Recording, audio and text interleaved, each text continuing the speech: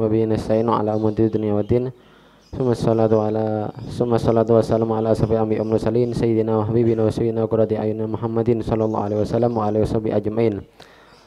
Subhanaka la ilma lana illa ma 'allamtana innaka antal alimul hakim. Rabbi shrah li sadri wa yassir amri wahlul 'uqdatam min lisani yafqahu qawli. Amin. Lankol masih tetap di bab 40. Sekarang membahas tentang wa ma'ali radhiyallahu ta'ala anhu. Dan adapun sekarang kisah zuhudnya Imam Ali bin Abi Thalib. Faqad taqaddama ba'da ma wasfahu bihi ma sahibi darar hina sa'alahu Muawiyah.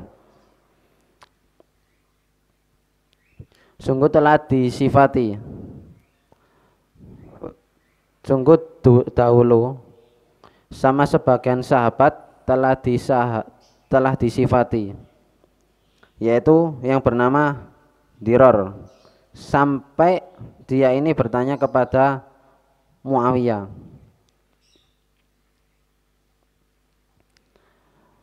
bagaimana kezuhudan Sayyidina Ali. Dan adapun wa kana yaqulu sa'ir fi khilafatihi, dan adapun Sayyidina Ali ini makan gandum selama masa kepemimpinannya. Makan makanan gandum. Artinya makan gandum ini kalau sekarang itu mangan mek segotok. Makan cuma nasi tok. Kalau dibahasakan kita di Indonesia, makanan pokoknya beras, nasi. Sayyidina Ali itu selama masa kepemimpinannya itu cuma makan gandum. Itu saking zuhudnya, gak mau lauk kelar-kelir. Kalau kita ijo tok wis. Itu. Jadi saking zuhudnya Sayyidina Ali, dari segi makanan beliau hanya makan gandum sehari-hari. Kemudian dari segi pakaian, wa qasirukum maqamisihi ila raski au ila atrafil asabi. Dari segi pakaian, Sayyidina Ali ini selalu wa qasiru, memendekkan gamisnya sampai lengan. Au ila atrafil asabi, atau sampai pergelangan tangan, dipendekkan. Kalau zaman dulu itu dilebihkan, itu kayak uang apa? Berlebih-lebihan. Misal tangan sampai lebih, itu wis kayak orang sombong. Oleh karena itu dari segi pakaian Sayyidina Ali zuhudnya seperti ini, gamisnya dipendekkan, ada yang menakan sampai lengan, ada yang menakan sampai pergelangan tangan.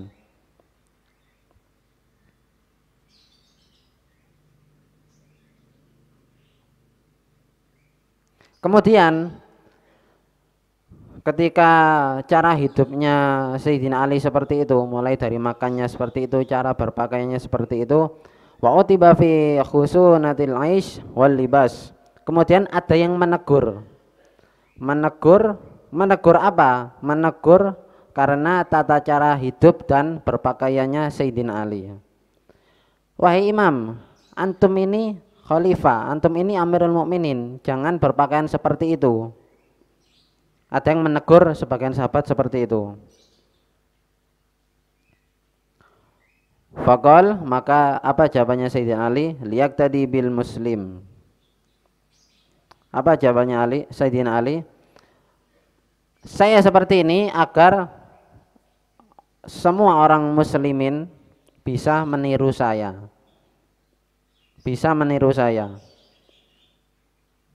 Wala yasra ala fakir fakrahu. Dan kenapa saya berpakaian seperti ini? Agar tidak merendahkan kefakiran bagi orang yang fakir. Artinya orang fakir itu tidak semakin minder. Artinya orang fakir ku bangga, oh khalifah pakaiannya seperti ini, berarti saya tidak malu berpakaian seperti ini. Lawang khalifah saja Sayyidina Ali berpakaian seperti orang fakir. Jadi orang fakir semakin pede, gak minder. Kalau sekarang kan enggak ada istilah itu, yang kaya makin kaya, yang miskin makin miskin. Tapi sak miskinnya uang si ono celengan. Sak sugih-sugihne wong ono apa nih? Utang.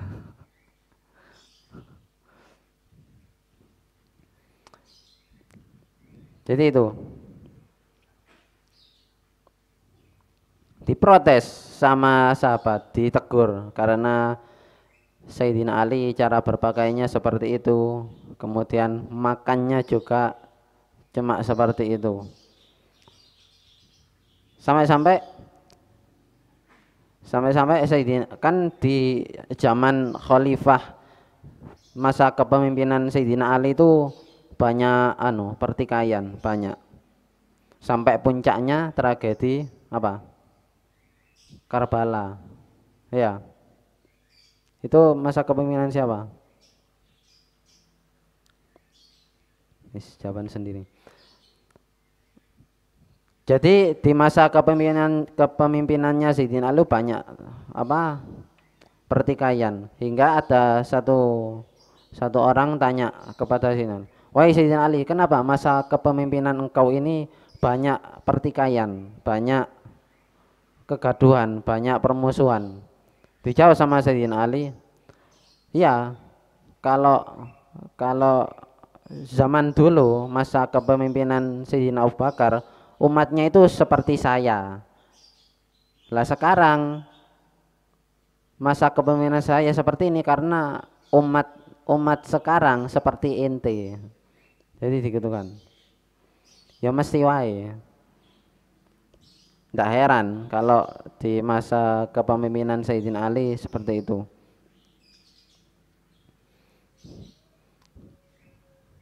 Itulah Sayyidina Ali, kisah zuhudnya Sayyidina Ali.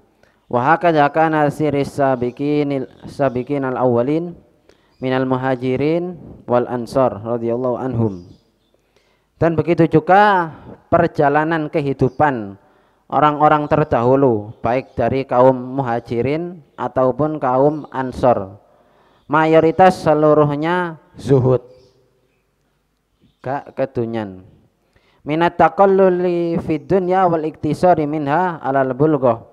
Dari dalam hal dunia, mereka para pendahulu kita, baik dari kaum muhajirin dan ansor, itu selalu merasa cukup, selalu merasa pokoknya mengambil cuma sedikit, merasa cukup dalam hal biaya hidup. Biaya hidup semakin merasa cukup, selalu merasa cukup, nggak berlebih-lebihan. Kalau kita ndak, beda,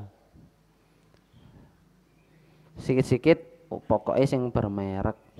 Itu cara hidup zaman akhir, yang bermerek. Lah ndak bermerek gengsi kita semua. Wala budda minhu min jami'i mata'iha wa syahwatiha. Dan selazimnya mereka itu tidak tertarik dari seluruh kemewahan dan syahwatnya dunia. Gak tertarik.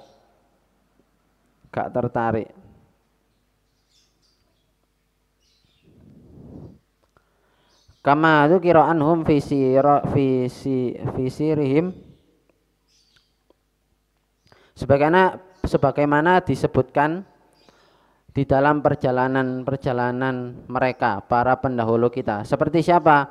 Ammar, kemudian Abi Ubaidah bin Jarrah, kemudian wa Mu'ad bin Jabal, kemudian Abidar, kemudian Sayyidina Hudzaifah, Sayyidina Hudzaifah ini terkenal sahibu sir Rasulillah.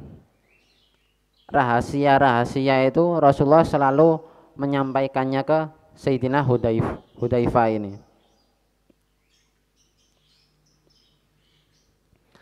Pernah Rasulullah ini membocori kepada Sayyidina Hudzaifah 10 orang munafik. 10 orang munafik. Sama Rasul dibocori. Wahai Sayyidina, ada 10 orang munafik, ini. Kemudian saat itu Sayyidina Umar dengar. Akhirnya karena penasaran, Sayyidina Umar bin Khattab tanya kepada Sayyidina Hudzaifah. Wahai Hudzaifah, dari yang disebutkan Rasulullah itu tadi, apakah ada nama saya? Jadi Sayyidina Umar itu bukan pingin tahu sopo wae orang sing munafik, enggak. Kepo, sopo sing munafik sopo? Tak tengeri aku. Enggak. Kalau Sayyidina Umar enggak seperti itu. Meskipun Sayyidina Umar ini pernah, jadi Rasulullah itu pernah bermimpi berada di surga. Di surga itu ada istana Megah. Nah, istana Megah itu kemudian Nabi Muhammad tanya kepada penjaga istananya, ini milik siapa istana semegah ini? Ini milik Sayyidina Umar. Akhirnya Rasulullah tidak jadi masuk, tidak jadi lihat, karena Rasulullah tahu Sayyidina Umar ini sangat pencemburu. Tapi ketika Rasulullah menyampaikan kepada Sayyidina Umar bilang, bagaimana saya mau cemburu kepada engkau wahai Rasulullah? Enggak, masuklah, enggak apa-apa, gitu katanya. Jadi kembali ke cerita, Sayyidina Umar tanya kepada Sayyidina Hudzaifah, wahai Hudzaifah, apakah dari 10 nama orang munafik itu saya termasuk? Sayyidina Hudzaifah bilang, saya sebenarnya enggak mau membocorkan kepada siapapun, tapi enggak apa-apa, ini pertama dan terakhir saya membocorkan. Namamu tidak ada di dalam 10 nama ini. Wis, dari situlah Sayyidina Hudzaifah enggak pernah membocorkan sama sekali. Jadi Sayyidina Umar cuma minta kejelasan apakah nama saya terdapat dalam. Padahal Sayyidina Umar juga termasuk 10 orang yang dijamin masuk surga ya. Berpikir seperti itu, apakah termasuk orang munafik? Kita masih tanda tanya. Enggak tahu kalau ono sing wis punya kenalan orang dalam.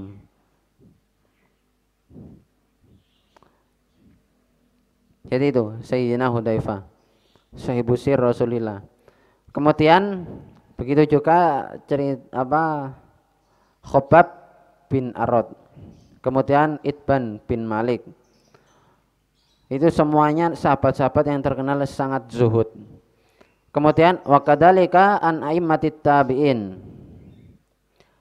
Begitu juga dari kalangan tabi'in. Siapa saja? Mislu al-Imam Ali bin Husain Zainal Abidin, Ali Zainal Abidin bin Husain. Terkenal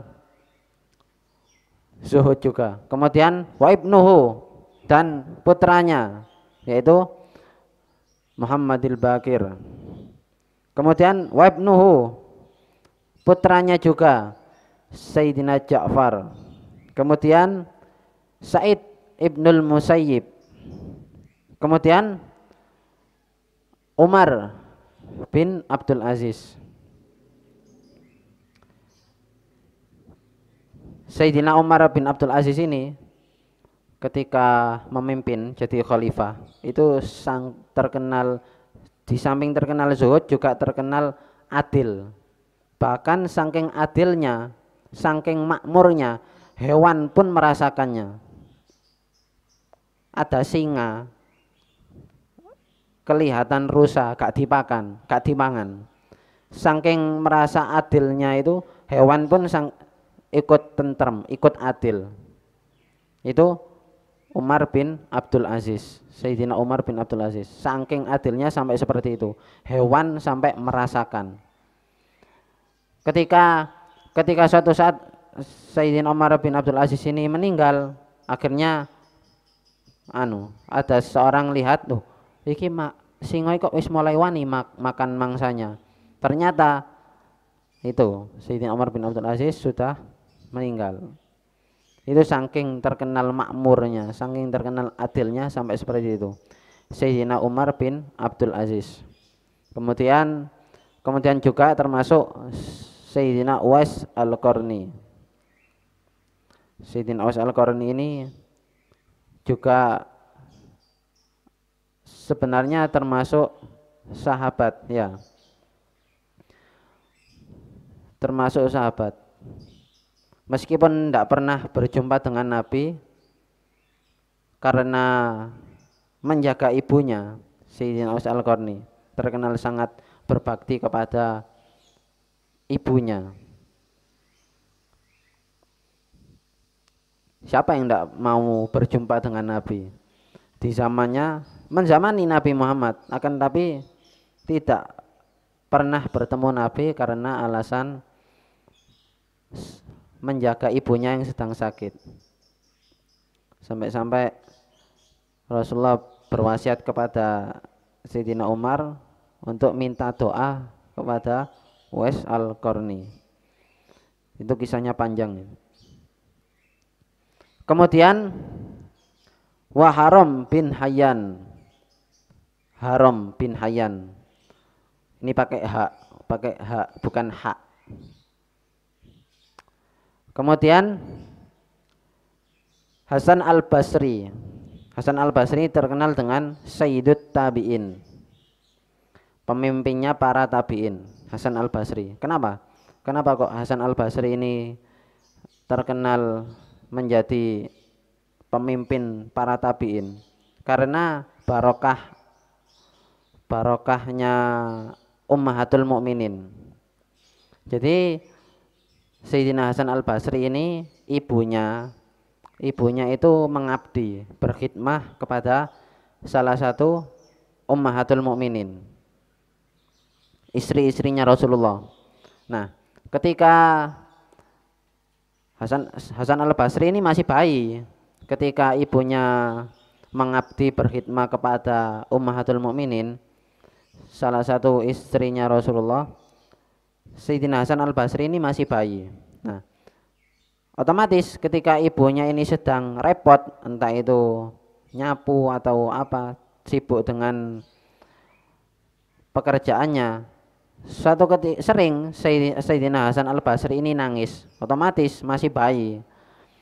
Nah, ketika nangis sedangkan ibunya masih repot dengan pekerjaannya, akhirnya apa? Disusui sama Ummahatul Mukminin ini, salah satu istrinya Rasulullah ini. Meskipun tidak keluar ASI, tapi itu barokah. Barokahnya apa? Susuannya istrinya Rasulullah. Seperti itu. Meskipun ASInya tidak keluar, tapi karena yang menyusui itu istrinya Rasulullah, ya pasti ada barokahnya.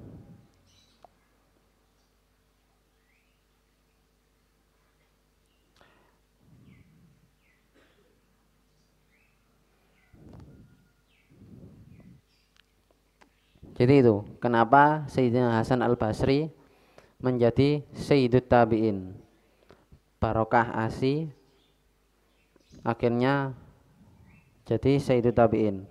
Jadi pentingnya kandungan ASI itu seperti itu.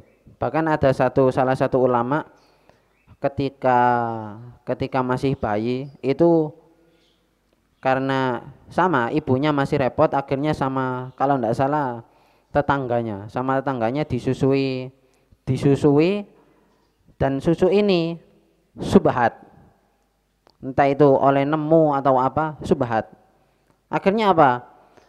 Ketika si bayi ini dewasa jadi ulama, ketika ngisi taklim atau itu ketika berdakwah selalu tersedak. Dikatakan kenapa selalu tersedak? Karena efek dulu disusui itu. Disusui oleh yang subhat. Sampai-sampai pas ketika ibunya tahu disusui oleh barang yang subhat, anaknya yang masih bayi itu dikerok sampai mungkin luka atau gimana, dikerok sampai itu efeknya sampai dewasa tersedak-sedak itu. Itu orang zaman dulu saking jaganya seperti itu. Jangan dibedakan sama zaman sekarang. Karena setiap zaman itu, zaman semakin zaman akan semakin rusak. Dan ini sesuai dengan sabda Nabi. Kemudian juga sama dengan ceritanya Abi Hazim Al-Madani. Kemudian juga Atok bin Sa'ib. Itu cerita-ceritanya tabi'in yang terkenal zuhudnya. Wa kadzalika atba'ut tabi'in, tabi'ut tabi'in juga seperti itu. Seperti contoh dari a'immatil arbi'ah, 4 imam mazhab. Itu juga terkenal zuhud. Kemudian Fudail bin Iyad itu juga terkenal zuhud. Kemudian Ibrahim bin Adham itu juga terkenal zuhud. Kemudian Ibrahim At-Taimi itu juga terkenal zuhud. Kemudian Malik bin Dinar. Ila ghairi dalik min akranihim wa asbahihim min salihil ummah. Sampai dan lain-lain, maksudnya para tabi'in dan zaman setelahnya, orang-orang di zaman setelahnya itu banyak yang zuhud yang tidak bisa disebutkan satu persatu. Dari zaman semakin zaman, dari orang soleh. Karena apa? Wa khususan min ahlil quruni salasatil ladina qala fihim salawatullah alaihi wasallam. Dan ini sesuai dengan sabda baginda Nabi, khairul qurun qarni summal ladina yalunahum. Paling baiknya zaman, paling baiknya satu abad itu adalah qarni, zamannya Nabi. Paling baiknya zaman itu adalah zamannya Nabi Muhammad. Summal ladina yalunahum. Kemudian zaman setelah Nabi. Maksudnya di sini gini, ini qalaha marratain aw salasan al hadis. Maksudnya kemudian di zaman setelah Nabi ini 3 abad setelah zaman Nabi. Itu zaman orang-orang baik. Artinya masih banyak orang yang amar ma'ruf. Amar ma'ruf nahi munkar masih banyak. Kalau sekarang kita amar ma'ruf, siap-siap dicelatu, siap-siap banyak musuhnya. Jangankan di orang awam, di pondok pun ada satu anak amar ma'ruf nahi munkar. Lah amar ma'ruf sih nahi munkar, pasti akeh musuh dimanapun itu. Kita lihat sendiri Habib Rizik Syihab banyak yang memusuhi karena sangat tegas dengan nahi munkarnya. Makanya kalau zaman sekarang, perbedaannya zaman sekarang sama zaman sahabat. Kalau zaman sahabat itu melakukan amal baik itu perbandingannya 1:50. Jadi kalau zaman sahabat melakukan amal kebaikan ya biasa.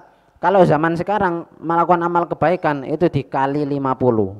Kenapa? Karena zaman sekarang semakin sedikit orang yang amar ma'ruf nahi munkar. Semakin sulit, semakin banyak pahalanya. Semakin sulit, semakin banyak pahalanya. Makanya sering kita dengar hadis-hadis palsu. Amalannya ringan tapi pahalanya gede. Termasuk yang sekarang ini fadilahnya terawih malam pertama, fadilahnya terawih malam kedua, itu hadis palsu. Oke, enggak apa-apa kalau kita buat untuk motivasi beribadah, tapi ini hadis palsu. Fadilahnya kalau terawih malam pertama dapat ini, itu hadis palsu.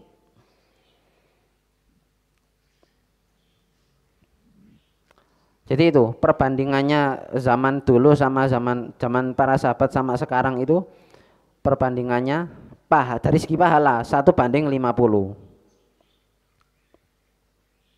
Kemudian juga dikatakan kalau para sahabat dulu meninggalkan 1/10 dari syariat itu termasuk kategori halaka, celaka.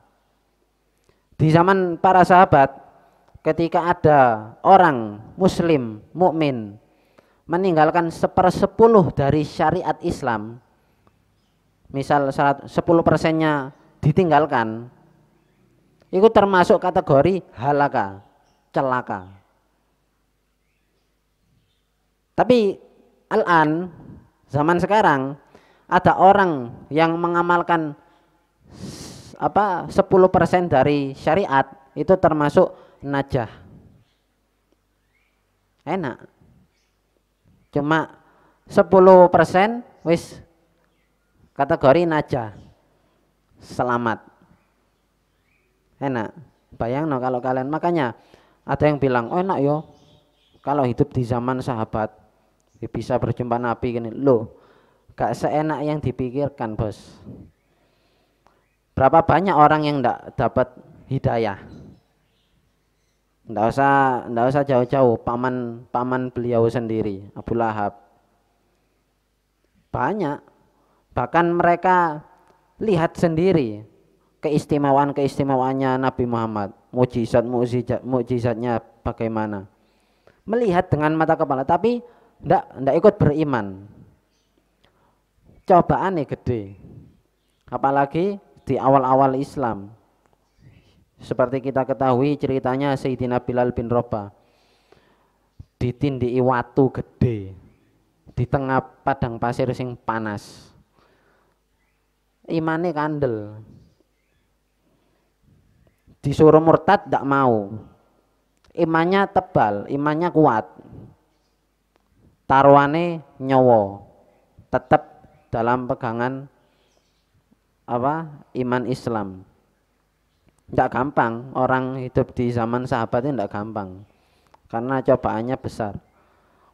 Sekarang umat Islam di Indonesia mayoritas, tapi kayak ibarat kayak buih di lautan, kayak untuk elek awakmu mbomba iku lho wake tapi gak ono gunane, kayak gitu. Maka dari itu kita sebagai orang yang terpilih, kita masih bisa mondok, kita masih bisa memperdalam ilmu syariat, maka kita jangan sampai menjadi buih di lautan. Minimal kita bermanfaat sesama teman. Meskipun kita misalkan tidak bisa berdakwah seperti ustadz-ustadz viral, tidak bisa seperti itu, kita lakukan semampunya. Kita lakukan semampunya karena Allah tidak pernah memaksa kita. Kita sendiri yang memilih, kita sendiri yang menentukan. Kita juga sudah punya akal mana yang baik, mana yang tidak. Kemudian waqala sallallahu alaihi wasallam fi kulli qarnin min ummati sabiqun. Kemudian dilanjutkan lagi sabda baginda Nabi Muhammad sallallahu alaihi wasallam, fi kulli qarnin, di setiap zaman min ummati, dari umatnya Nabi Muhammad itu sabiqun, pasti ada satu tokoh. Maksudnya pasti ada satu tokoh yang bisa mempersatukan. Kalau mungkin dibahasakan sekarang itu ada wali kutubnya. Ya. Ada satu, di setiap zaman ada satu orang pentolannya orang Islam, ada satu. pasti ada satu setiap zaman. Kalau kita tidak percaya ini berarti kita tidak percaya Nabi, bahaya. Zaman sekarang siapa? Wallahu a'lam. Intinya kita manut duriyah saja, kita aman. Jangan aneh-aneh, jangan aneh-aneh. Kepingin tenar, tuku nasab. Ya, bahaya. Jangan sampai. Wal amru kadalik, dan begitu juga perkara selainnya.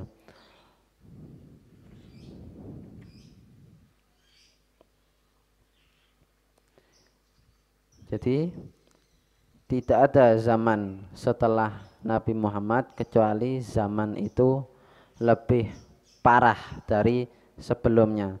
Sampai zaman akhir pasti tambah parah. Tambah parah.